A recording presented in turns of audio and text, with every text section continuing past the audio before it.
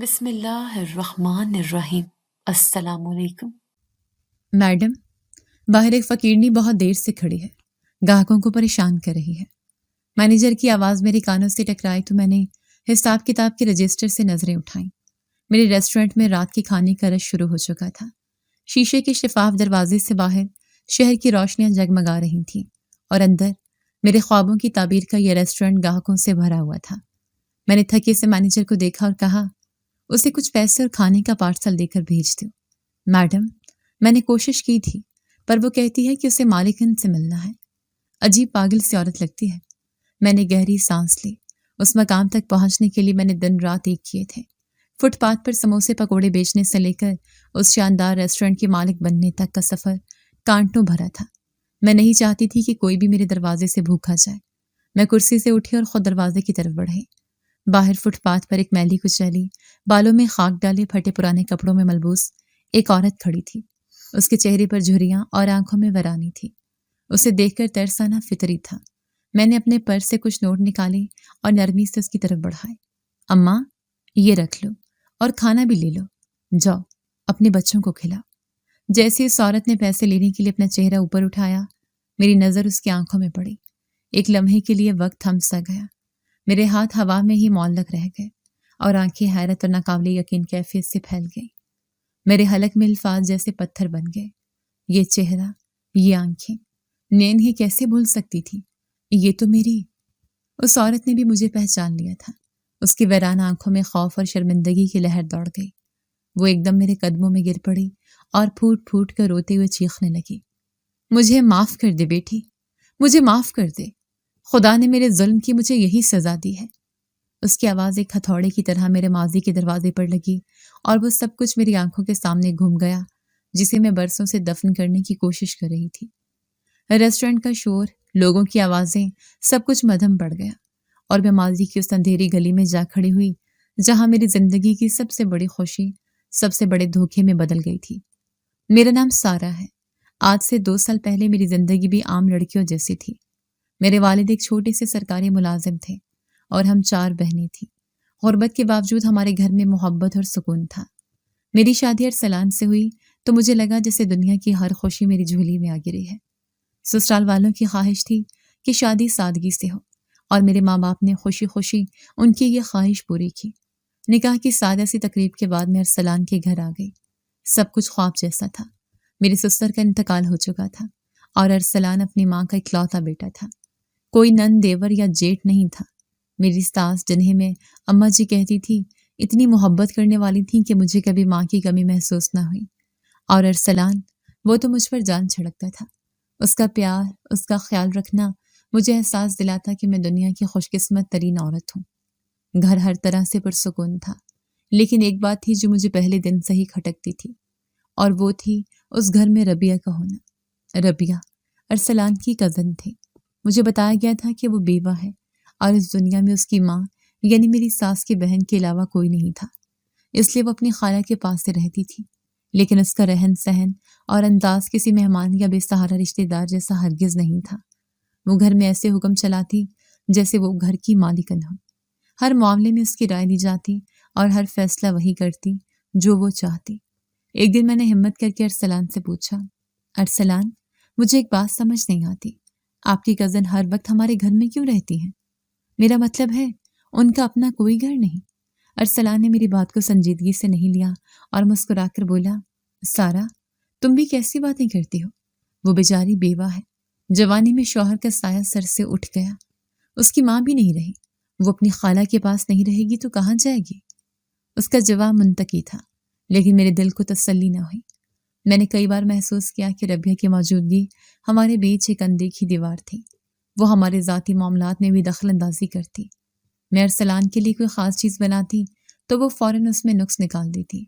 میں ارسلان کے کپڑے استری کرنے لگتی تو وہ میرے ہاتھ سے لے کر خود کرنے لگتی اور کہتی، تمہیں کیا پتا ارسلان کو کیسے گریس پسند ہے؟ میں سالوں سے اس کے کپڑے استری کرتی آ رہی ہوں۔ اس کا یہ جتانا مجھے زہر لگتا تھا۔ ارسلان مجھ پر جان دیتا تھا۔ میرے لیے روز دفتر سے آتے ہوئے کوئی نہ کوئی تحفہ لاتا، لیکن حیرانی کی بات یہ تھی کہ جو چیز وہ میرے لیے لاتا ویسی ہی ایک چیز ربیہ کے لیے بھی ضرور لاتا۔ ایک دن وہ میرے لیے موتیوں کے گجرے لے کر آیا، ساتھ ہی ایک گجرا ربیہ کے لیے بھی تھا۔ بس اس دن مجھ سے برداشت نہ ہوا، میں نے غصے میں وہ گجرے اس کے سامنے پھینک دیے اور چیخ پڑی، یہ کیا بات ہوئی ارسلان؟ میں آپ کی بیوی ہوں، آپ اس کے لیے یہ سب کیوں لاتے ہیں؟ وہ آپ کی نامحرم ہے۔ میری اس بات پر ارسلان کا چہرہ غصے سے سرخ ہو گیا۔ آج تک اس نے مجھ سے اونچی آواز میں بات نہیں کی تھی، لیکن آج نامحرم کا لفظ سن کر وہ بھڑک اٹھا۔ تمہاری ہمت کیسے ہوئی یہ لفظ کہنے کی؟ وہ غصے سے دھاڑا اور بنا کچھ سنے تیزی سے کمرے سے باہر نکل گیا۔ میں اپنی جگہ ساکت کھڑی رہ گئی۔ مجھے اپنی غلطی کا احساس تو ہوا کہ مجھے یوں نہیں کہنا چاہیے تھا، لیکن میرے دل میں شک کا جو بیج بویا گیا تھا وہ آج ایک تناور درخت بننے کی پہلی سیڑھی چڑھ چکا تھا۔ مجھے نہیں معلوم تھا کہ یہ شک میری زندگی کو ہمیشہ کے لیے بدل کر رکھ دے گا۔ ارسلان کے غصے نے مجھے اندر تک ہلا کے رکھ دیا تھا۔ میں ساری رات کروٹیں بدلتی رہی۔ مجھے اپنی غلطی کا احساس بھی تھا اور اس کے رویے پر حیرت بھی۔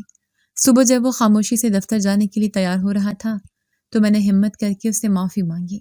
ارسلان، مجھے معاف کر دے، میرا وہ مطلب نہیں تھا، میں بس… اس نے میری بات کاٹ دی۔ کوئی بات نہیں سارا۔ اس کا لہجہ ٹھنڈا تھا مگر اس میں غصے کی جگہ ایک عجیب سی سنجیدگی تھی۔ تمہیں سمجھنا چاہیے، وہ بیچاری تنہا ہے، اگر اس کا شوہر ہوتا تو اس کے لیے بھی اسی طرح چیزیں لاتا۔ میں تو بس اس کا دل رکھنے کے لیے ایسا کرتا ہوں۔ تمہیں تو خوش ہونا چاہیے کہ تمہارا شوہر اتنا احساس کرنے والا ہے۔ اس کے الفاظ نے ایک بار پھر میرے دل پر اثر کیا۔ اس نے اتنی خوبصورتی سے اپنی صفائی پیش کی کہ میں خود کو ہی قصوروار سمجھنے لگی۔ میں نے دل ہی دل میں اللہ کا شکر ادا کیا کہ مجھے اتنا رحم دل شوہر ملا، اور خود سے وعدہ کیا کہ آئندہ کبھی ربیہ کے معاملے میں شکایت نہیں کروں گی۔ لیکن شاید میری خاموشی ہی میرے لیے سب سے بڑی غلطی ثابت ہونے والی تھی۔ شادی کو تقریباً 3 ماہ گزر چکے تھے۔ اماں جی جو شروع میں مجھ پر جان چھڑکتی تھیں، اب ہر دوسرے دن ایک ہی بات لے کر بیٹھ جاتی، بہو ابھی تک کوئی خوشخبری نہیں سنائی تم نے؟ میں ان کی بات پر مسکرا کر کہتی، اماں جی ابھی تو شادی کو صرف 3 مہینے ہوئے ہیں۔ لیکن ان کی بے چینی بڑھتی جا رہی تھی۔ انہوں نے مجھ پر ڈاکٹر سے چیک اپ کروانے کے لیے دباؤ ڈالنا شروع کر دیا۔ میں نے ارسلان سے ذکر کیا تو اس نے بھی ماں کا ساتھ دیا۔ سارا، اماں ٹھیک ہی تو کہتی ہیں، میں ان کا اکلوتا بیٹا ہوں، انہیں اپنے پوتے پوتیوں کو دیکھنے کا شوق ہے، اس میں غلط کیا ہے؟ جا کر چیک اپ کروا لو، تسلی ہو جائے گی۔ ارسلان کی سوچ پر میرا دل بہت دکھا، لیکن میں خاموش رہی۔ آخر کار ساس کے روز روز کے اصرار سے تنگ آ کر میں نے ان کے ساتھ لیڈی ڈاکٹر کے پاس جانے کے لیے راضی ہو گئی۔ ڈاکٹر نے کچھ ٹیسٹ لکھے اور کہا کہ رپورٹ 2 دن بعد ملے گی۔ اماں جی نے فوراً کہا، ڈاکٹر صاحبہ آپ فکر نہ کریں، میں خود آ کر رپورٹ لے جاؤں گی۔ ان کا یہ کہنا مجھے عجیب تو لگا، لیکن اس وقت میں نے زیادہ دھیان نہیں دیا۔ اگلے 2 دن میں نے جیسے عذاب میں گزارے۔ میرے دل میں انجانے خوف نے ڈیرے ڈال رکھے تھے، نہ جانے رپورٹ میں کیا آئے گا۔ 2 دن بعد جب ارسلان دفتر سے واپس آیا تو اس کے ہاتھ میں ایک لفافہ تھا۔ اس کا چہرہ اترا ہوا تھا۔ میرے پوچھنے سے پہلے ہی اماں جی بول پڑی، آ گئی رپورٹ؟ اور وہی ہوا جس کا ڈر تھا۔ ارسلان نے وہ رپورٹ میرے سامنے میز پر پھینک دی۔ میرے ہاتھ کانپ رہے تھے۔ جب میں نے اسے اٹھایا، اس پر جلی حروف میں لکھا تھا کہ میں کبھی ماں نہیں بن سکتی۔ میرے قدموں تلے سے زمین نکل گئی۔ یہ کیسے ہو سکتا ہے؟ مجھے یقین نہیں آ رہا تھا۔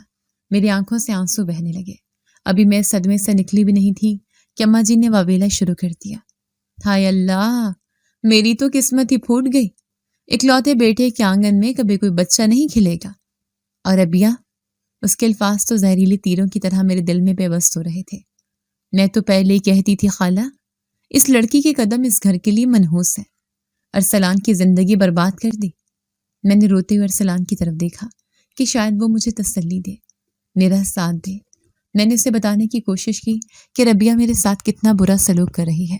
ارسلان، آپ ربیہ کو کہیں کہ یہ گھر چھوڑ کر چلی جائے، یہ میرے ساتھ… میری بات مکمل ہونے سے پہلے ہی ربیہ ایک فاتحانہ مسکراہٹ کے ساتھ آگے بڑھی اور ارسلان کے بازو میں بازو ڈال کر بولی، خبردار، اگر تم نے میرے خلاف ایک لفظ بھی کہا، میں اس کی کزن نہیں، اس کی پہلی بیوی ہوں۔ یہ الفاظ کسی پگھلے ہوئے شیشے کی طرح میرے کانوں میں اترے۔ میں نیم پاگلوں کی طرح ارسلان کو دیکھنے لگی۔ ارسلان، یہ کیا کہہ رہی ہے؟ یہ جھوٹ ہے نا؟ لیکن ارسلان نے میری آنکھوں میں دیکھتے ہوئے بغیر کسی پچھتاوے کے اس بات میں گردن ہلا دی۔ اس کی خاموشی میری روح تک کو زخمی کر گئی۔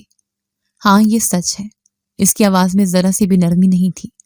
ربیہ میری بیوی ہے. میں نے تم سے شادی صرف اور صرف اولاد کے لیے کی تھی. جب تم مجھے وہ خوشی ہی دے نہیں سکتی تو اس گھر میں تمہاری کوئی جگہ نہیں. یہ کہتے اس نے میرا بازو پکڑا اور مجھے دروازے کی طرف گھسیٹنا شروع کر دیا. اماں جی خاموش تماشائی بنی کھڑی تھی اور ربیہ کے چہرے پر ایک شیطانی مسکراہٹ تھی. ارسلان، خدا کے لیے ایسا مت کرو. میں کہاں جاؤں گی؟ میں روتی رہی، چیختی رہی، لیکن اس پتھر دل انسان پر کوئی اثر نہ ہوا. اس نے مجھے دھکا دے کر گھر سے باہر نکال دیا اور میرے منہ پر دروازہ بند کر دیا. میں گلی میں گری پڑی تھی. میرے کانوں میں ربیہ کے الفاظ گونج رہے تھے. اب یہ تمہیں کچھ نہیں دے سکتی. اسے ابھی جلتا کرو. اس رات میں صرف اس کے گھر سے نہیں نکالی گئی تھی، مجھے میری زندگی، میرے خوابوں اور میرے اعتبار کی دنیا سے نکال باہر پھینکا گیا تھا. میں اپنے گھر واپس نہیں جا سکتی تھی. میری 3 بہنیں پہلے ہی گھر پر تھیں اور ابا دل کے مریض تھے. میری یہ حالت دیکھ کر انہیں کچھ ہو جاتا. میرے سامنے اندھیرے کے سوا کچھ نہیں تھا. میں نہیں جانتی تھی کہ یہ رات مجھے کس صبح کی طرف لے کر جائے گی. میرے منہ پر بند ہونے والا دروازہ صرف ایک لکڑی کا کواڑ نہیں تھا، وہ میری عزت، میرے خوابوں اور میرے اعتبار کا مقبرہ تھا. میں ٹھنڈی سڑک پر بے حس و حرکت پڑی تھی. رات کی خنکی میری ہڈیوں میں اتر رہی تھی، لیکن میرے اندر جو آگ لگی تھی اس کے سامنے یہ سردی بھیج تھی. آنسوں کا سیلاب تھا کہ تھمنے کا نام ہی نہیں لے رہا تھا. ہر وہ لمحہ، ہر وہ بات، ہر وہ مسکراہٹ جو ارسلان نے مجھے دی تھی ایک دھوکے کا تیزاب بن کر میری روح کو جھلسا رہی تھی. کچھ دیر بعد محلے کے 1-2 گھروں کی بتیاں جلی. لوگ کھڑکیوں سے جھانکنے لگے. میرے لیے ان کی ہمدردی بھری نظروں میں ترس کم اور تماشا زیادہ تھا. میں جانتی تھی کہ صبح تک یہ خبر پورے محلے میں پھیل جائے گی کہ ارسلان نے اپنی بیوی کو آدھی رات کو گھر سے نکال دیا. میں اس ذلت کا سامنا نہیں کر سکتی تھی. میں لڑکھڑاتے قدموں سے اٹھی اور بنا کسی منزل کے اندھیری گلیوں میں چلنے لگی. کہاں جاؤں؟ کس کے پاس جاؤں؟ ابا کا دل کا دورہ پڑا ہوا چہرہ آنکھوں کے سامنے گھوم گیا. نہیں، میں ان کی تکلیف کے باعث نہیں بن سکتی. میں نے اپنی چادر سے آنسو پونچھ کر اپنے اندر ہمت جمع کی. شہر کی سڑکوں پر آوارہ بھٹکتے ہوئے صبح ہو گئی. میرے پاس نہ پیسے تھے، نہ فون، نہ کوئی اور سہارا. بھوک اور تھکن سے میرا برا حال تھا. ایک مسجد کے باہر نلکے سے پانی پیا تو کچھ جان میں جان آئے. وہیں ایک بینچ پر بیٹھی ایک بوڑھی عورت مجھے بہت دیر سے دیکھ رہی تھی. میرے قریب آ کر بولی، بیٹی پریشان لگ رہی ہو، کوئی گھر والا نہیں ہے؟ اس کی آواز میں ممتا کی مٹھاس تھی. میں پھوٹ پھوٹ کر رو پڑی اور اسے مختصر طور پر بتایا کہ مجھے گھر سے نکال دیا گیا. اس نے ایک ٹھنڈی آہ بھری اور بولی، اس شہر میں روز ہزاروں کہانیاں جنم لیتی ہیں اور دم توڑ دیتی ہیں. اگر کہیں ٹھکانہ نہیں ہے تو دارالامان چلی جاؤ، سر چھپانے کی جگہ بھی مل جائے گی اور 2 وقت کی روٹی بھی. اس کا مشورہ مجھے امید کی کرن لگا. اس نے مجھے راستہ سمجھایا اور میں ایک نئے عزم کے ساتھ اس انجانی منزل کی طرف چل پڑی. دارالامان کی اونچی دیواروں کے اندر ایک اور ہی دنیا آباد تھی. وہاں مجھ جیسی کئی عورتیں تھیں، ہر ایک کی اپنی کہانی، اپنا دکھ تھا. کوئی شوہر کے ظلم کا شکار تھی تو کوئی بھائیوں کی بے رحمی کا. شروع کے کچھ دن تو میں بس ایک کونے میں پڑی روتی رہتی، لیکن پھر آہستہ آہستہ وہاں کی دوسری عورتوں کے دکھ دیکھ کر مجھے اپنا غم کم لگنے لگا. یہی میری ملاقات زبیدہ آپا سے ہوئی. وہ ایک زیادہ عمر کی مضبوطہ صاحب کی مالی خاتون تھی. ان کے چہرے پر وقت نے کئی لکیریں چھوڑی تھیں، لیکن ان کی آنکھوں میں ایک عجیب سی چمک تھی. انہوں نے مجھے روتے دیکھا تو میرے سر پر ہاتھ پھیرا اور کہا، رو کر اپنے دشمنوں کو خوش مت کرو، اٹھو اور خود کو اتنا مضبوط بناؤ کہ تمہیں گرانے والے خود تمہارے قدموں میں آ گریں. ان کے الفاظ میں بجلی جیسی تاثیر تھی. انہوں نے مجھے جینے کا ایک نیا حوصلہ دیا. زبیدہ آپا نے مجھے بتایا کہ وہ بھی کبھی حالات کی ماری ہوئی یہاں آئی تھی، لیکن اب وہ یہاں کی دوسری عورتوں کو ہنر سکھاتی ہیں تاکہ وہ اپنے پیروں پر کھڑی ہو سکے.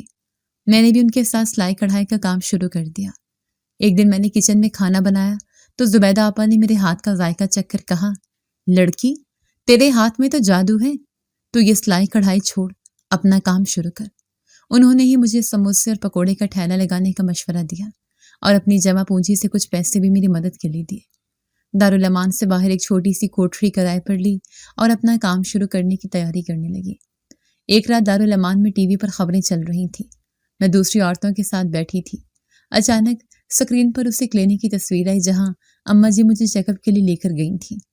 نیوز اینکر بتا رہی تھی کہ ایک گروہ کو گرفتار کیا گیا جو جعلی میڈیکل رپورٹس بنانے میں ملوث تھا، اور اس گروہ کا سرغنہ اسے کلینک کی ایک ڈاکٹر تھی. میرا دل دھک سے رہ گیا، اگرچہ اس خبر میں اس لیڈی ڈاکٹر کا نام نہیں لیا گیا تھا. لیکن میرے دل میں شک کا ایک کانٹا چپ کر رہ گیا۔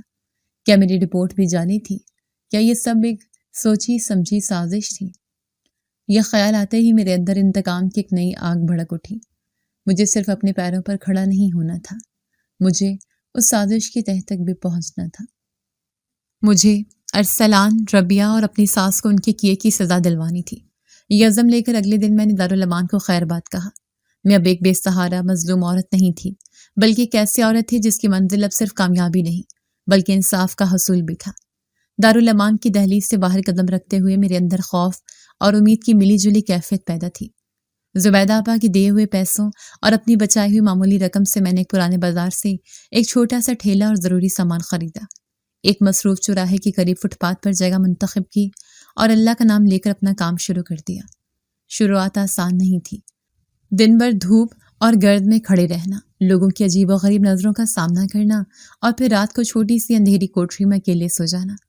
کئی بار ہمت ٹوٹی، کئی بار دل چاہا کہ سب کچھ چھوڑ کر کہیں بھاگ جاؤں، لیکن پھر جب ارسلان اور ربیہ کا ہنستا وہ چہرہ آنکھوں کے سامنے آتا تو میرے اندر کی آگ پھر سے بھڑک اٹھتی۔ میں نے اپنی ساری توجہ اپنے کام پر لگا دی۔ میرے ہاتھ کا ذائقہ واقعی اچھا تھا۔ آہستہ آہستہ میرے سموسوں اور پکوڑوں کی شہرت پھیلنے لگی۔ لوگ دور دور سے میرے ٹھیلے پر آنے لگے۔ میرا کام چل نکلا۔ چند ہی مہینوں میں نے اتنے پیسے جمع کر لیے کہ میں اپنے ماں باپ کو فون کر سکتی تھی۔ میں نے پبلک فون بورڈ سے کامتے ہاتھوں سے گھر کا نمبر ملایا۔ دوسری طرف ماں نے آواز سنی تو رو پڑی۔ میں نے بھی ضبط کے سارے بندھن ٹوٹ جانے کے باوجود خود کو سنبھالا۔ میں نے انہیں جھوٹ بولا کہ میں اپنے گھر میں بہت خوش ہوں، بس ارسلان کو میرا کسی سے ملنا جلنا پسند نہیں، اس لیے میں خود ان سے ملنے نہیں آ سکتی اور نہ ہی وہ مجھ سے ملنے آئے۔ میری بات سن کر انہیں دکھ تو بہت ہوا، لیکن میری خوشی کی خاطر وہ راضی ہو گئے۔ یہ جھوٹ بولتے ہوئے میرا دل کٹ رہا تھا، لیکن اپنے بیمار باپ کی زندگی کی خاطر یہ ضروری تھا۔ اب جب کہ میرے حالات کچھ بہتر ہو گئے تھے، میرے دماغ میں وہ شک دوبارہ سر اٹھانے لگا جو ٹی وی پر خبر دیکھ کر پیدا ہوا تھا۔ میں اس سازش کی حقیقت جاننا چاہتی تھی۔ میں جانتی تھی کہ میرے پاس نہ کوئی ثبوت تھا اور نہ ہی کوئی طاقت کہ میں پولیس کے پاس جا سکتی، اس لیے میں نے خود ہی اس معاملے کی چھان بین کرنے کا فیصلہ کیا۔ میں اپنا حلیہ بدل کر ایک پرانی سی چادر اوڑھ کر اسے کلینک کے علاقے میں گئی۔ میں اندر جانے کی ہمت نہ کر سکی، بس باہر ایک چائے کے کھوکھے پر بیٹھ کر کلینک پر نظر رکھنے لگی۔ 2-3 دن تک میں نے روز وہاں جاتی، گھنٹوں بیٹھی رہتی۔ میں نے آس پاس کے میڈیکل سٹور والے سے، دوسرے مریضوں سے باتوں باتوں میں اس لیڈی ڈاکٹر جس کا نام ڈاکٹر آسما تھا کے بارے میں جاننے کی کوشش کی۔ لوگوں نے بتایا کہ ڈاکٹر بہت اچھی ہے لیکن تھوڑی مغرور ہے۔ اس دوران مجھے کوئی خاص بات معلوم نہ ہو سکی۔ میں مایوس ہونے لگی تھی۔ ایک دن میں وہیں بیٹھی تھی کہ میں نے ایک جانی پہچانی شکل کو کلینک سے باہر نکلتے دیکھا۔ یہ ربیہ تھی۔ وہ برقعے میں تھی لیکن میں اس کی چال اور آنکھیں ہزاروں میں پہچان سکتی تھی۔ وہ جلدی سے کار میں بیٹھی اور چلی گئی۔ میرے لیے یہ ایک بہت بڑا ثبوت تھا۔ اس کا یہاں کیا کام؟ اگر رپورٹ سچی تھی تو اسے یہاں آنے کی کیا ضرورت تھی؟ میرا شک یقین میں بدلنے لگا۔ اگلے دن میں نے مزید ہمت کی اور کلینک کے کمپاؤنڈر سے بات کرنے کی کوشش کی۔ میں نے اسے ایک مجبور عورت بن کر کہانی سنائی کہ میری ایک رشتہ دار کی بھی ایسے ہی رپورٹ بنی تھی اور ہم بہت پریشان ہیں۔ باتوں باتوں میں نے ربیہ کی بات چھیڑی کہ کل میں نے اسے یہاں دیکھا تھا۔ اس کمپاؤنڈر نے لاپرواہی سے کہا، ہاں وہ تو آتی رہتی ہیں، وہ تو ڈاکٹر صاحبہ کی یونیورسٹی کی دوست ہیں اور سنا ہے ان کے شوہر نے ہی ڈاکٹر صاحبہ کو یہ کلینک کھلوانے میں مدد کی تھی۔ یہ سن کر میرے پیروں تلے سے زمین نکل گئی۔ تو یہ معاملہ تھا، ڈاکٹر آسما ربیہ کی دوست تھی۔ یہ کوئی اتفاق نہیں تھا، یہ گہری اور گھناؤنی سازش تھی۔ انہوں نے مل کر میری زندگی تباہ کی تھی۔ میرے اندر غصے کی ایک تیز لہر اٹھی۔ اسی شام جب میں اپنے ٹھیلے پر کام ختم کر کے واپس اپنی کوٹری کی طرف جا رہی تھی تو ایک تنگ گلی میں ایک موٹر سائیکل میرے پاس آ کر رکی۔ اس پر 2 نقاب پوش آدمی بیٹھے تھے۔ ان میں سے ایک نے بھاری آواز میں کہا، جو ہو گیا اسے بھول جاؤ اور اپنی زندگی جیو۔ اگر پرانے مردے اکھاڑنے کی کوشش کی تو زبان کھینچ کر ہاتھ میں دے دیں گے۔ یہ کہہ کر انہوں نے تیزی سے موٹر سائیکل بھگا دی۔ میں خوف سے کانپتی ہوئی وہیں دیوار کے ساتھ لگ گئی۔ یہ ایک کھلی دھمکی تھی۔ اس کا مطلب یہ تھا کہ انہیں پتہ چل گیا ہے کہ میں کچھ کھوجنے کی کوشش کر رہی ہوں۔ وہ مجھے دیکھ رہے تھے۔ اب یہ صرف انصاف کی لڑائی نہیں رہی تھی، یہ میری زندگی کی جنگ بن چکی تھی۔ اس دھمکی نے مجھے خوفزدہ ضرور کیا لیکن میرے اندر کی آگ کو مزید بھڑکا دیا۔ اب میں نے فیصلہ کر لیا کہ میں پیچھے نہیں ہٹوں گی، چاہے مجھے اس جنگ میں اکیلے ہی کیوں نہ لڑنا پڑے۔ میں ان ظالموں کو ان کے انجام تک پہنچا کے رہوں گی۔ گلی کی تاریکی میں گونجنے والی وہ دھمکی میرے وجود میں اتر گئی تھی۔ میں لرزتے قدموں سے اپنی کوٹری تک پہنچی اور اندر سے دروازہ بند کر لیا۔ اس رات میں سو نہ سکی۔ ہر آہٹ پر میرا دل اچھل کر حلق میں آ جاتا۔ مجھے لگتا جیسے وہ نقاب پوش ابھی دروازہ توڑ کر اندر آ جائیں گے اور میری آواز ہمیشہ کے لیے خاموش کر دیں گے۔ خوف ایک زہریلی ناک کی طرح میرے ذہن پر پن پھیلائے بیٹھا تھا۔ کئی دن تک میرا یہی حال رہا۔ میں ٹھیلے پر بھی جاتی تو سہمی سہمی رہتی، ہر گاہک کو شک کی نظر سے دیکھتی۔ اس شدید خوف اور تنہائی کے عالم میں مجھے ایک ہی انسان کا خیال آیا، زبیدہ آپا۔ میں ایک دن ہمت کر کے دارالامان ان سے ملنے گئی۔ میں نے انہیں ساری بات تو نہیں بتائی، لیکن یہ ضرور کہا کہ کچھ لوگ مجھے پریشان کر رہے ہیں اور دھمکیاں دے رہے ہیں۔ زبیدہ آپا نے میری پوری بات تحمل سے سنی اور پھر ایک گہری سانس لے کر بولی، دیکھ سارا، یہ دنیا کمزوروں کو جینے نہیں دیتی۔ خوف ان ظالموں کا سب سے بڑا ہتھیار ہوتا ہے۔ جس دن تم نے ڈرنا چھوڑ دیا، سمجھو وہ ہار گئے۔ تم نے جو لڑائی شروع کی ہے وہ آسان نہیں ہے، مگر یاد رکھنا پیچھے ہٹنے کا راستہ بند ہو چکا ہے۔ پھر انہوں نے مجھے سمجھایا، طریقہ بدلو، منزل نہیں۔ ابھی تم کمزور ہو، تم ان سے براہ راست نہیں ٹکرا سکتی۔ خاموش ہو جاؤ، اپنے کام پر اتنی توجہ دو کہ تمہاری کامیابی کا شور ان کے کانوں کے پردے پھاڑ دے۔ جب تم طاقتور ہوگی تو انصاف خود تمہارے دروازے پر دستک دے گا۔ زبیدہ آپا کے الفاظ نے میرے اندر ایک نئی روح پھونک دی۔ میں نے سمجھ لیا کہ میرا جذباتی پن اور جلد بازی مجھے نقصان پہنچا سکتی ہے۔ مجھے شطرنج کے ایک ماہر کھلاڑی کی طرح چال چلنی تھی۔ میں نے اپنی تفتیش کو وہیں روک دیا اور اپنی تمام تر توانائی اپنے کاروبار پر صرف کرنے کا فیصلہ کیا۔ میرا مقصد اب صرف اپنا نام بنانا تھا۔ مجھے اتنا پیسہ اور اثر و رسوخ کمانا تھا کہ میں ملک کے بہترین وکیل کی خدمات حاصل کر سکوں اور اپنے دشمنوں کو عدالت کے کٹہرے میں لا کھڑا کروں۔ اس دن کے بعد میری زندگی کا ایک نیا باب شروع ہوا۔ میں نے دن کو رات اور رات کو دن بنا دیا۔ میں صبح 4 بجے اٹھتی، سامان تیار کرتی اور رات گئی تک کام کرتی۔ میری محنت رنگ لانے لگی۔ فٹ پاتھ کے ٹھیلے سے میں نے ایک چھوٹے سے کھوکھے تک کا سفر طے کر لیا۔ اب میرے پاس 2 ملازم بھی کام کرتے تھے۔ میں نے اپنی چھوٹی سی کوٹری چھوڑ کر ایک بہتر محلے میں ایک کمرے کا چھوٹا سا فلیٹ کرائے پر لے لیا۔ زندگی کی گاڑی آہستہ آہستہ پٹری پر آ رہی تھی، لیکن شاید خوشی کو میری زندگی کا پتہ پسند نہیں تھا۔ ایک دوپہر جب میں گاہکوں کے رش میں مصروف تھی، مجھے گھر سے فون آیا۔ پڑوسیوں کا نمبر تھا۔ فون اٹھاتے ہی دوسری طرف سے میری بہن کی چیخوں بھری آواز آئی، آپا، ابا نہیں رہے۔ یہ سننا تھا کہ میرے ہاتھ سے فون چھوٹ گیا۔ میرے پیروں تلے سے جیسے کسی نے زمین کھینچ لی ہو۔ میرا سہارا، میری ہمت، میرا باپ مجھے چھوڑ کر چلا گیا تھا۔ میں کیسے وہاں پہنچوں؟ کیا کروں؟ کچھ سمجھ نہیں آ رہا تھا۔ میں نے فوراً اپنا کام بند کیا اور پہلی بس پکڑ کر اپنے شہر روانہ ہو گئی۔ گھر پہنچی تو وہاں کوہرام مچا ہوا تھا۔ ابا کا بے جان جسم صحن میں پڑا تھا اور میری ماں اور بہنیں ان سے لپٹ کر رو رہی تھیں۔ اس پورے منظر میں سب سے تکلیف دہ بات یہ تھی کہ مجھے اپنے آنسوں پر بھی پہرا بٹھانا تھا۔ سب رشتہ دار وہاں موجود تھے، سب کی نظریں مجھ پر تھیں۔ ارسلان کہاں ہے؟ وہ کیوں نہیں آیا ساتھ؟ ہر کوئی یہی سوال پوچھ رہا تھا۔ میں ہر ایک کو جھوٹی تسلیاں دیتی رہی کہ وہ ایک ضروری کام سے شہر سے باہر ہیں، جلد ہی پہنچ جائیں گے۔ اپنے باپ کی موت کے غم سے زیادہ اپنے جھوٹ کو نبھانے کا غم مجھے کھائے جا رہا تھا۔ ابا کی تدفین کے بعد جب سب لوگ چلے گئے تو گھر کی ویرانی کاٹنے کو دوڑ رہی تھی۔ میری ماں ایک جیتی جاگتی لاش بن چکی تھی۔ میں ان کی حالت دیکھ کر تڑپ کر رہ گئی۔ اس دکھ کی گھڑی میں جب مجھے اپنے شوہر کے کندھے کی سب سے زیادہ ضرورت تھی، میں بالکل اکیلی تھی۔ رات کو جب میں اپنی ماں کے پاس لیٹی، وہ میرا ہاتھ پکڑ کر سسکیاں بھرنے لگی۔ ان کی نظریں میرے چہرے کا طواف کر رہی تھیں۔ اچانک انہوں نے کہا، سارا، سچ بتا، تیری آنکھوں میں وہ خوشی نہیں ہے جو ایک سہاگن کی آنکھوں میں ہوتی ہے؟ ارسلان کہاں ہے؟ وہ تیرے باپ کے جنازے پر کیوں نہیں آیا؟ ان کے سوال نے میرے ضبط کے آخری بندھن کو بھی توڑ دیا۔ میں ان کے سینے سے لگ کر پھوٹ پھوٹ کر رو پڑی۔ اس رات میں نے اپنی ماں کو وہ سب کچھ بتا دیا جو 2 سال سے میں اپنے سینے میں ایک راز کی طرح دفن کیے ہوئے تھی۔ اس رات میرے اور میری ماں کے درمیان آنسوں اور سسکیوں کے سوا کوئی تیسری چیز حائل نہ تھی۔ میں بولتی رہی اور وہ پتھرائی ہوئی آنکھوں سے سنتی رہی۔ جب میں نے انہیں ارسلان کے دھوکے، ربیہ کی حقیقت، ساس کے ظلم، جعلی میڈیکل رپورٹ اور پھر دھکے دے کر گھر سے نکالے جانے کی پوری داستان سنائی تو وہ غم سے نڈھال ہو گئی۔ ان کے لیے یہ یقین کرنا مشکل تھا کہ جس خاندان میں انہوں نے اپنی بیٹی کو اتنے ارمانوں سے بیاہا تھا، وہ درندوں کا ایک ٹولہ نکلے گا۔ ان کا غصہ اور دکھ جائز تھا، لیکن پھر انہوں نے جو ہمت دکھائی اس نے مجھے حیران کر دیا۔ صبح تک وہ اپنے آنسو پونچھ چکی تھی اور ان کی آنکھوں میں ایک نیا عزم تھا۔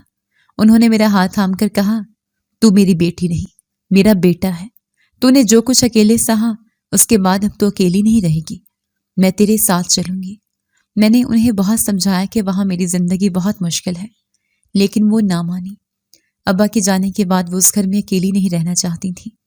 میں اپنے ماں اور تینوں بہنوں کی ذمہ داری لے کر واپس شہر آ گئی۔ یہ میری زندگی کا ایک نیا اور مشکل ترین مرحلہ تھا۔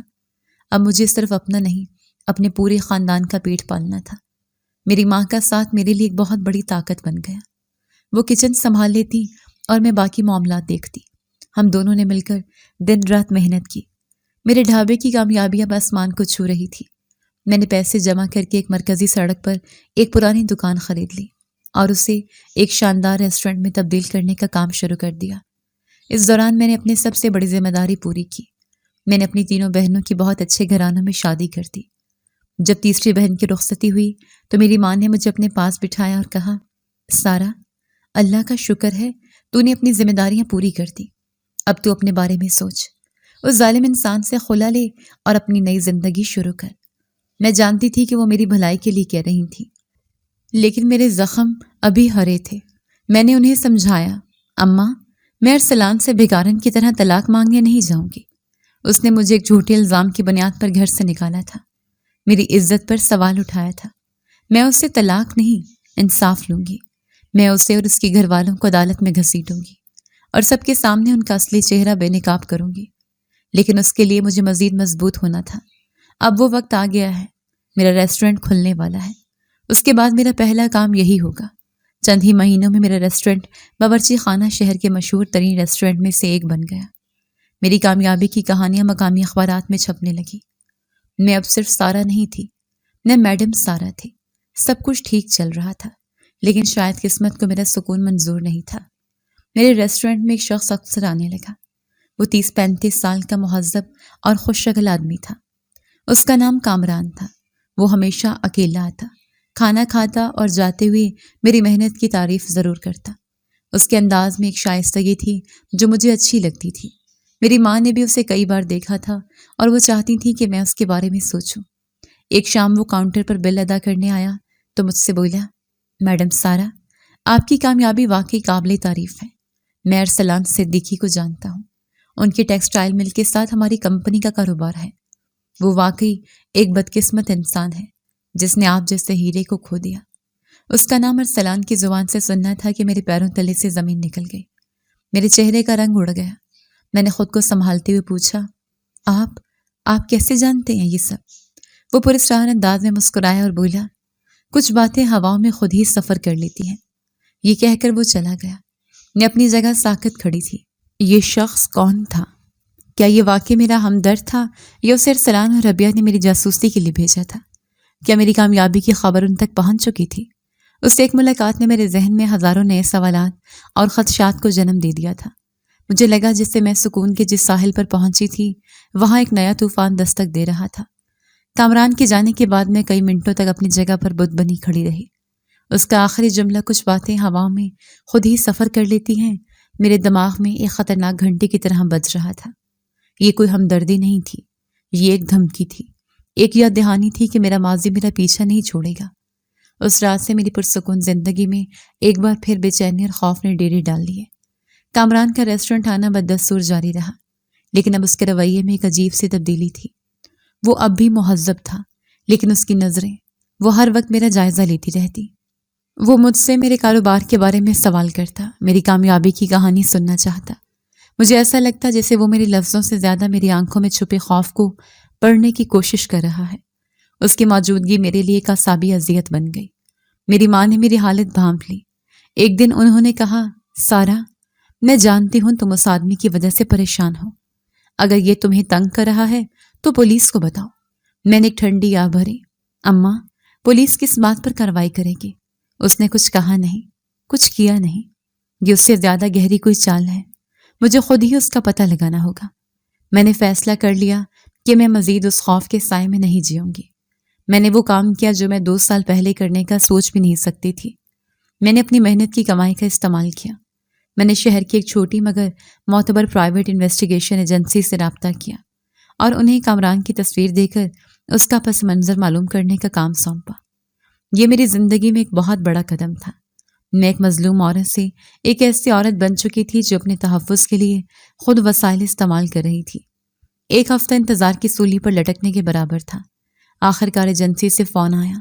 میں ان کے دفتر پہنچی تو تفتیش کار نے میرے سامنے ایک فائل رکھ دی۔ میرا دل زور زور سے دھڑک رہا تھا۔ میں نے کانپتے ہاتھوں سے فائل کھولی۔ پہلے صفحے پر کامران کی تصویر اور تفصیلات تھیں۔ اس کا اصل نام کامران مرزا تھا اور وہ واقعی ایک لائسنس یافتہ پرائیویٹ جاسوس تھا۔ یہ پڑھ کر میرے رونگٹے کھڑے ہو گئے، لیکن اگلی سطر نے میرے پیروں تلے سے زمین نکال دی۔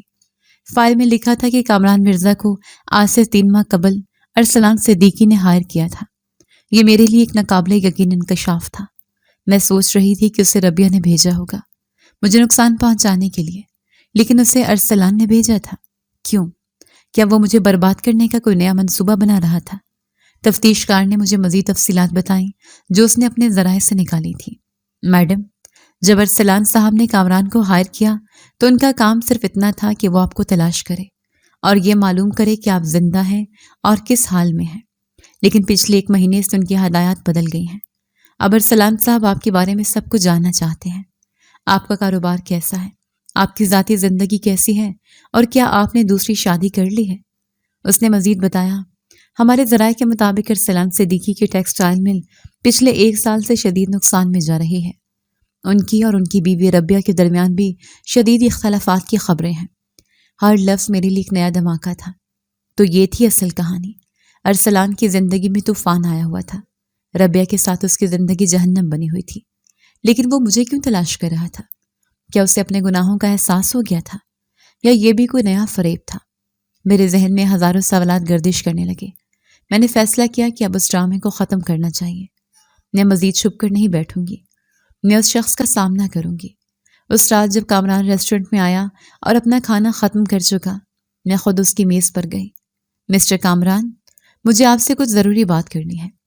کیا آپ ریسٹورنٹ بند ہونے کے بعد چند منٹ رک سکتے ہیں؟ میرے لہجے میں ایسی سنجیدگی اور ٹھہراؤ تھا کہ وہ انکار نہ کر سکا۔ اس کی آنکھوں میں پہلی بار حیرت اور پریشانی کی جھلک نظر آئی۔ رات کے 11:30 بجے جب آخری ملازم بھی جا چکا تھا، میں نے ریسٹورنٹ کا دروازہ اندر سے لاک کر دیا۔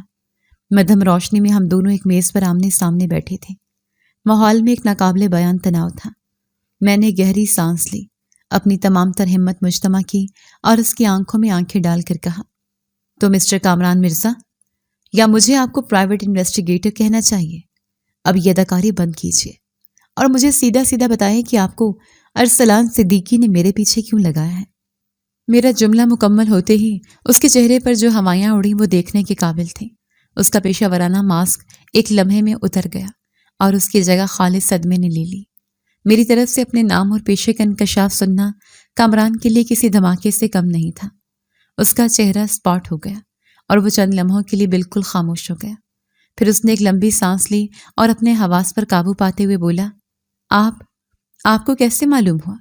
یہ اہم نہیں ہے کہ مجھے کیسے معلوم ہوا، اہم یہ ہے کہ آپ یہاں کیوں ہیں۔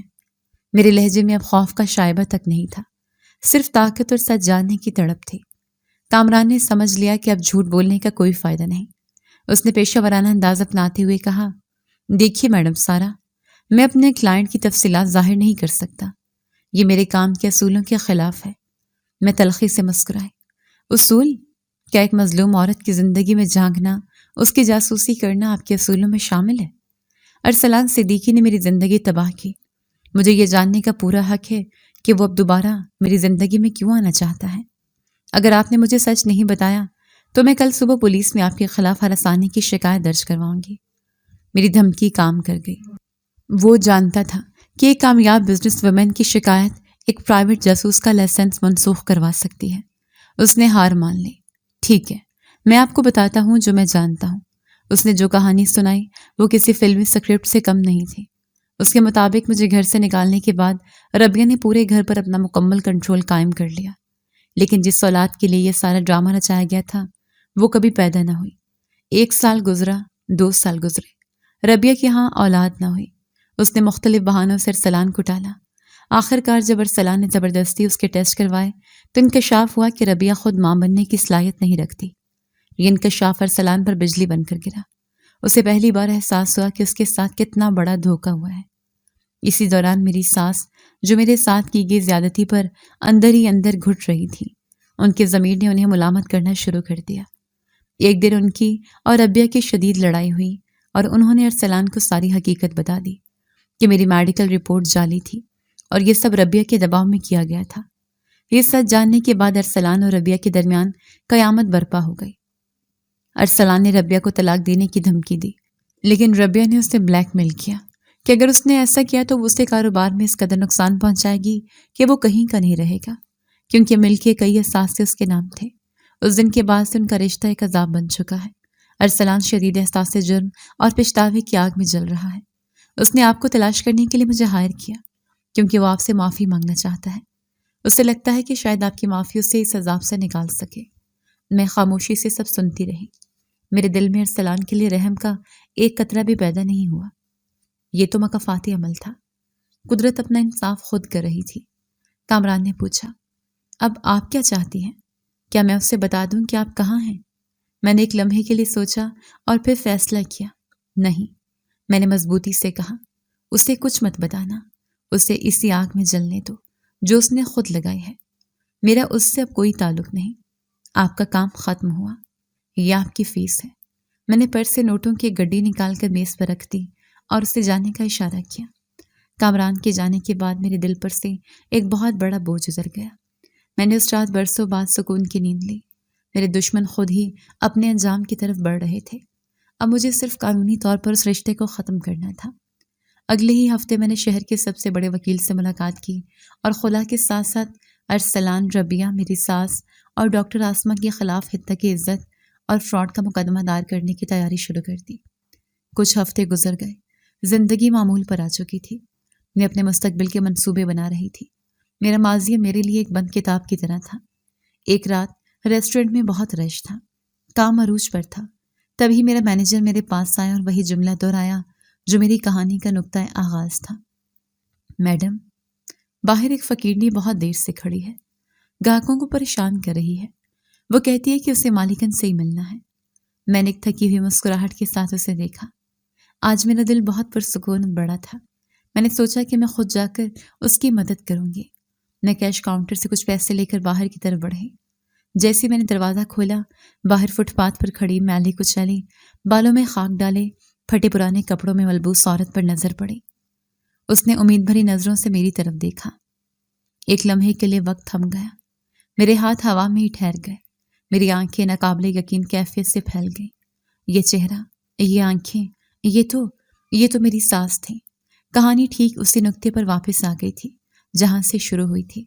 میرا ماضی جسے میں ہمیشہ کے لیے دفن کر چکی تھی، آج ایک بھکارن کی صورت میں میرے سامنے کھڑا تھا۔ وہ میری ساس تھی، وہی عورت جس نے ایک جھوٹی رپورٹ پر یقین کر کے اپنے بیٹے کے ساتھ مل کر مجھے آدھی رات کو گھر سے نکال دیا تھا۔ آج ایک بھکارن کے روپ میں میرے رحم و کرم پر تھی۔ وقت اور حالات نے کیسا پلٹا کھایا تھا۔ میرے اندر غصے، دکھ، حیرت اور رحم کے ملے جلے جذبات کا ایک طوفان امڈ آیا۔ میرے ارد گرد موجود ریسٹورنٹ کے گارڈز اور عملہ اس فقیرنی کو وہاں سے ہٹانے کے لیے آگے بڑھنے ہی والے تھے کہ میں نے ہاتھ کے اشارے سے انہیں روک دیا۔ میری ساس نے جیسے مجھے پہچانا، ان کی آنکھوں میں پہلے ناقابل یقین حیرت، پھر شرمندگی اور خوف کی لہریں دوڑ گئیں۔ ان کے کمزور جسم میں جیسے سکت ہی نہ رہی اور وہ دھڑم سے میرے قدموں میں گر پڑے۔ مجھے معاف کر دے بیٹی، مجھے معاف کر دے۔ میں نے تیرے ساتھ بہت ظلم کیا۔ دیکھ، خدا نے مجھے میرے کیے کی کیسی سزا دی ہے۔ وہ پھوٹ پھوٹ کر رو رہی تھی اور ان کی آواز ہچکیوں میں ڈوب رہی تھی۔ باہر ایک تماشا لگ رہا تھا۔ میں نے فوراً فیصلہ کیا، میں انہیں اس حال میں یہاں نہیں چھوڑ سکتی تھی۔ میں نے اپنے مینیجر کو ریسٹورنٹ سنبھالنے کا کہا اور اپنی ساس کے لاغر بازو کو پکڑ کر انہیں سہارا دیا۔ اٹھیے اماں جی، یہاں تماشا نہ بنائیں، اندر میرے دفتر میں چل کر بات کرتے ہیں۔ میرے منہ سے اماں جی سن کر انہوں نے چونک کر میری طرف دیکھا۔ ان کی آنکھوں میں آنسوؤں کا سیلاب امڈ آیا۔ میں انہیں سہارا دے کر اپنے دفتر میں لے آئی، دروازہ بند کیا اور انہیں کرسی پر بٹھا کر پانی کا گلاس پیش کیا۔ جب ان کی حالت کچھ سنبھلی تو انہوں نے کانپتے ہاتھوں لرزتی آواز میں وہ سب کچھ بتانا شروع کر دیا جو کامران کی کہانی میں ادھورا رہ گیا تھا۔ بیٹی، میں جانتی ہوں تم مجھے کبھی معاف نہیں کرو گی، لیکن میں تمہیں سچ بتانا چاہتی ہوں۔ انہوں نے سسکتے ہوئے کہا، ارسلان دوسری شادی کرنا چاہتا تھا، لیکن ربیہ اس کے سخت خلاف تھی۔ وہ ارسلان کو کسی کے ساتھ بانٹنا نہیں چاہتی تھی، لیکن جب ارسلان نے اولاد کے لیے ضد کی تو اس نے ایک شرط پر اجازت دے دی کہ وہ لڑکی کو جلد ہی گھر سے نکال دے گی۔ وہ شروع سے ہی تمہارے خلاف تھی۔ وہ ہر روز میری اور ارسلان کے کان بھرتی تھی۔ جس دن ہم تمہیں ڈاکٹر کے پاس لے کر گئے، انہوں نے گہری سانس لی۔ اس دن ربیہ نے مجھے دھمکی دی۔ اس نے کہا کہ اگر میں نے تمہاری جعلی رپورٹ نہ بنوائی تو وہ زہر کھا کر مر جائے گی اور ایک خط چھوڑ جائے گی جس میں وہ مجھے اپنی موت کا ذمہ دار ٹھہرائے گی۔ میں ڈر گئی۔ ایک طرف میرے بیٹے کا گھر تھا، دوسری طرف میری بھانجی کی زندگی۔ میں نے غلط راستے کا انتخاب کیا اور تمہاری زندگی برباد کر دی۔ وہ بتاتی رہیں، لیکن تمہیں گھر سے نکالنے کے بعد میرا زمین مجھے ایک پل بھی چین نہیں لینے دیتا تھا۔ میں راتوں کو سو نہیں پاتی تھی۔ تمہارا روتا ہوا چہرہ میری آنکھوں کے سامنے گھومتا رہتا۔ آخر کار ایک دن مجھ سے برداشت نہ ہوا اور میں نے ارسلان کو سارا سچ بتا دیا۔ اس دن گھر میں قیامت آ گئی۔ ارسلان نے جب ربیہ سے اس بارے میں پوچھا تو وہ مکر گئی۔ اس نے الٹا مجھ پر الزام لگا دیا کہ میں بڑھاپے میں سٹھیا گئی ہوں اور اس کا بسا بسایا گھر اجاڑنا چاہتی ہوں۔ اس نے ارسلان کو میرے خلاف اتنا بھڑکایا کہ اس نے مجھے اپنے گھر سے نکال دیا۔ ارسلان نے کونے میں خاموش کھڑا دیکھتا رہا۔ جس بیٹے کے لیے میں نے ایک بے گناہ کی زندگی تباہ کی، اسی بیٹے نے مجھے ایک لفظ کہے بغیر گھر سے نکلنے دیا۔ یہ کہتے ہوئے وہ بری طرح رونے لگی۔ اس دن سے میں سڑکوں پر بھٹک رہی ہوں، در در کی ٹھوکریں کھا رہی ہوں۔ یہ میرے گناہوں کی سزا ہے۔ ان کی پوری کہانی سن کر میرے دل میں ان کے لیے جو نفرت تھی وہ رحم اور افسوس میں بدل گئی۔ وہ ظالم نہیں، ایک کمزور اور بے وقوف عورت تھیں جو حالات کے ہاتھوں مجبور ہو گئی تھیں۔ اب میرے سامنے ایک انتخاب تھا۔ میں انہیں واپس اسی سڑک پر بھیج سکتی تھی جہاں سے وہ آئی تھیں، تاکہ وہ اپنے کیے کی سزا پاتی رہیں، یا پھر میں وہ کر سکتی تھی جو میرا دین اور میری انسانیت مجھے سکھاتی تھی۔ میں نے اللہ کا خوف کیا۔ میں نے سوچا کہ اگر میں نے آج انتقام لیا تو مجھ میں اور ان میں کیا فرق رہ جائے گا۔ میں نے فون اٹھایا اور اپنی ماں کو کال کی۔ اماں، آپ یقین نہیں کریں گی آج ہمارے دروازے پر کون آیا ہے۔ میں نے انہیں مختصراً سب کچھ بتایا۔ پھر میں نے کرسی سے اٹھ کر اپنی ساس کا ہاتھ تھاما۔ وہ ڈر کر میری طرف دیکھنے لگے۔ آپ آج سے سڑک پر نہیں رہیں گی، میں نے نرمی مگر مضبوط لہجے میں کہا۔ آپ میرے ساتھ میرے گھر چلیں گی۔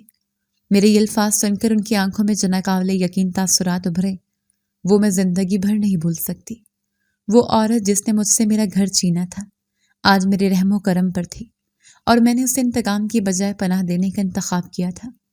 جب میں اپنی سابقہ ساس کو لے کر گھر پہنچی تو میری ماں دروازے پر ہی کھڑی تھی۔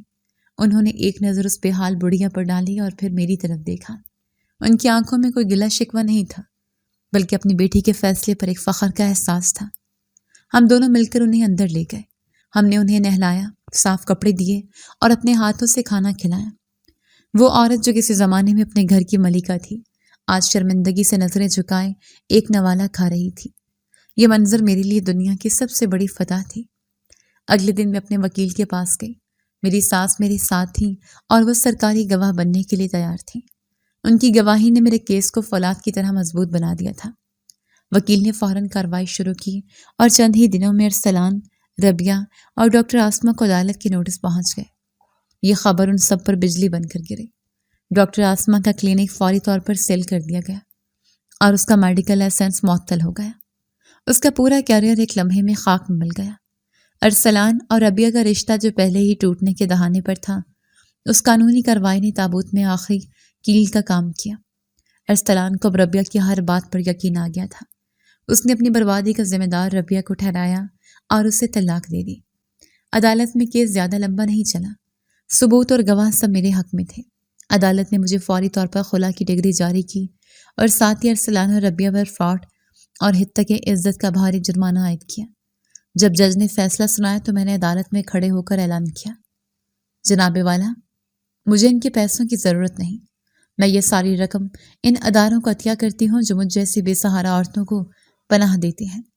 میرا مقصد صرف اپنے نام پر لگے داغ کو دھونا اور انصاف حاصل کرنا تھا۔ اس دن میں ہر بوجھ سے آزاد ہو گئی۔ میرا ماضی آخر کار ماضی بن چکا تھا۔